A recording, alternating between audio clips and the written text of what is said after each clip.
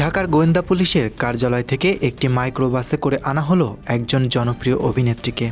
চারপাশে কড়া প্রহরা, মাথায় হেলমেট, গায়ে বুলেট প্রুফ জ্যাকেট। তিনি নুসরাত ফারিয়া।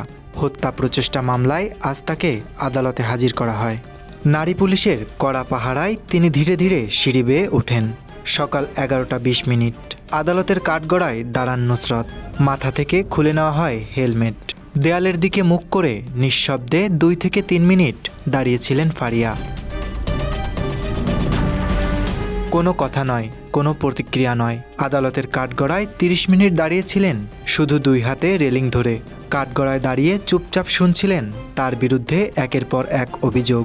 শুনানি চলাকালে পাবলিক প্রসিকিউটর ওমর ফারুকি ফ্যাসিস্টের সমর্থক আখ্যা দিলে কিঞ্চিত কান্না করে চোখ মুছতে দেখা যায় নুসরাত ফারিয়াকে।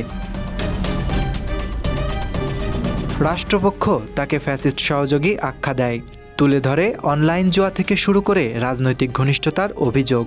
কিন্তু আইনজীবী বলছেন মামলার দিন তিনি দেশে ছিলেনই না, ছিলেন কানাডায়। রয়েছে প্রমাণপত্র। একপাশে দাঁড়িয়েছিলেন একজন মা, ফেরদৌসী বেগম। মেয়েকে একটিবার দেখতে চেয়েছিলেন, কিন্তু ভিড়, নিরাপত্তা আর সামাজিক চাপ তাকে আদালতের দিকে এগোতে দেয়নি। ফেরদৌসী বেগম কৃষ্ণচূড়ার ছায়াতলে দাঁড়িয়ে শুধু মেয়ের খবর জানতেন আইনজীবীদের ফোনে।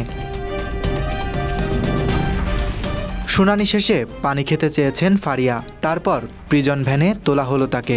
গন্তব্য কাশিমপুর মহিলা কারাগার। সময় তখন সকাল 11টা।